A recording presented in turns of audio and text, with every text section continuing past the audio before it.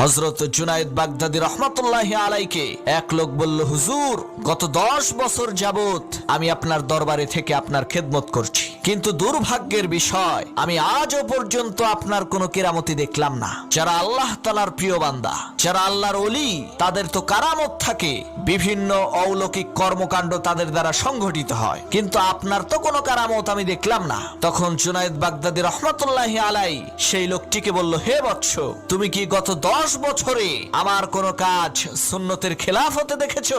সেই লোক বলল, না, তা তো দেখি নাই। তখন জুনায়েদ বাগদাদী রহমাতুল্লাহি আলাই বললেন, এর চাইতে বড় কারামত আর কি দেখতে চাও, যে একজন লোক 10 বছরের মধ্যে একটা কাজও নবীজির সুন্নতের পরিপন্থী করেনি। সুবহানাল্লাহ, কত বড় আল্লাহর ওলি, 10 বছরে একটা সুন্নত তার বাদ যায়নি। আহারে, আর আমরা প্রতিনিয়ত প্রত্যেক দিন নবীজির শত শত সুন্নতকে জবাই করছি। আল্লাহ আমাদেরকে ক্ষমা করুন।